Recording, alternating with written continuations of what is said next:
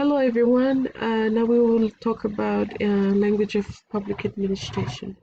Now this discussion is going to be very brief and we'll just look at the different features of language of public administration.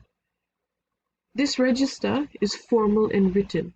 It is not directed to a single individual but to the public at large and deals with matters of authority or power. Therefore, it must be clearly stated with no ambiguity. Once again, ambiguity means it has to be clear.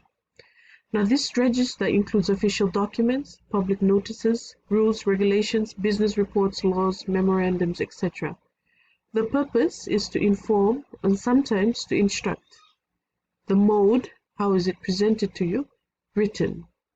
The tone, it is to be formal, authoritative, commanding, neutral, objective, impersonal. Those are the different tones to how public administration is presented to us. Where can we find public administration? From documents, letters, notices, reports, laws, memorandums, books, constitution. Moving on, the linguistic features. Once again, when we deal with linguistic features, they only discuss on the words or the sentence structure.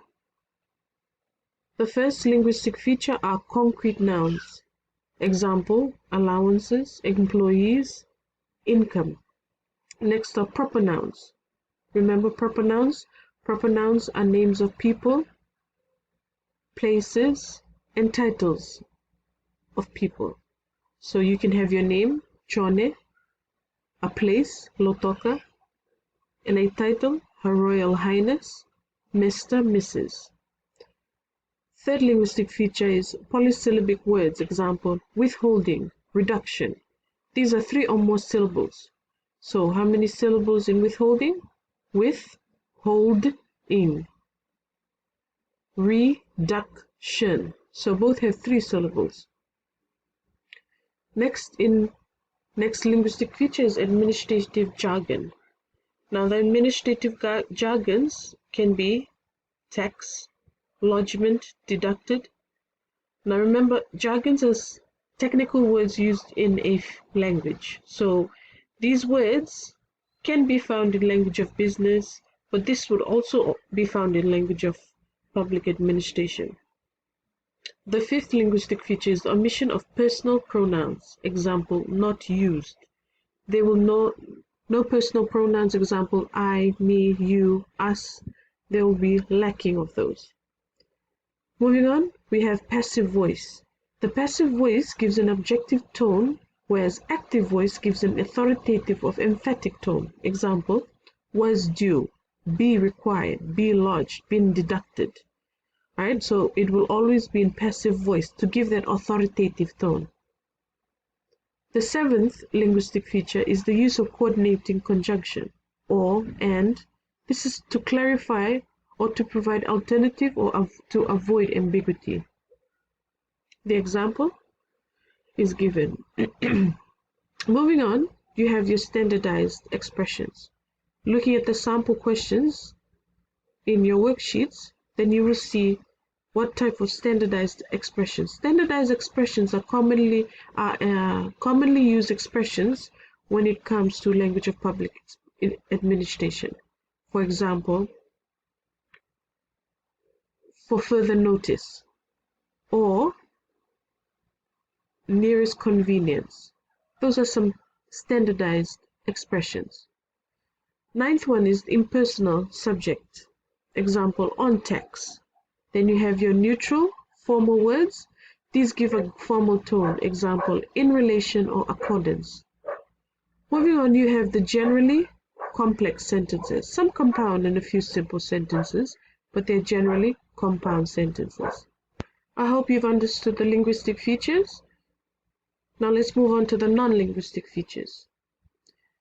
First non-linguistic feature is the headings and subheadings. This is there to attract your attention. They'll always be in bold and with a bigger font size. The tone, you will see the tone whether it's a very immediate action need to be done, or there's a notice given to a specific area. So just see the tone for the sample. Then you have enumeration or listing. Remember, enumeration is the listing of numbers. Listing can be bullet points, dashes, so forth. Then you have the designation of signing authority. So if it is a public notice from the Suva City Council or from your local council, there will be a designation of signing authority.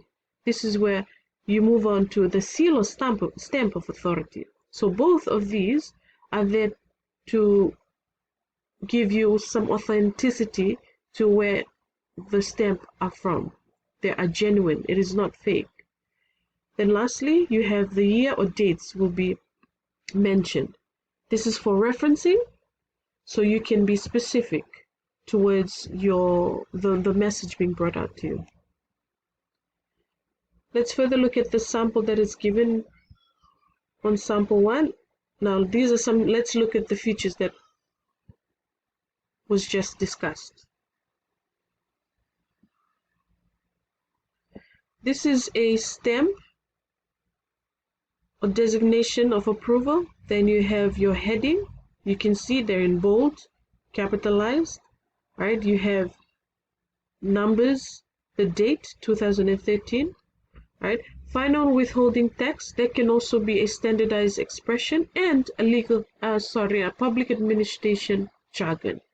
You have a few dates, you have numbers, those all come under the different features in language of public administration. So the questions are always the same. What does this sample aim to? So it's that, what is the purpose of the sample? Then you have whether it's subjective or objective. Now remember, class, subjective, meaning it is biased, whereas objective, it's not biased. Okay, so what typical feature of this variety is present in the sentence beginning for further information? Email, that is what you call a standardized expression. Identify one other feature with this example which is present in this sample. So there are so many examples that you can gather from there.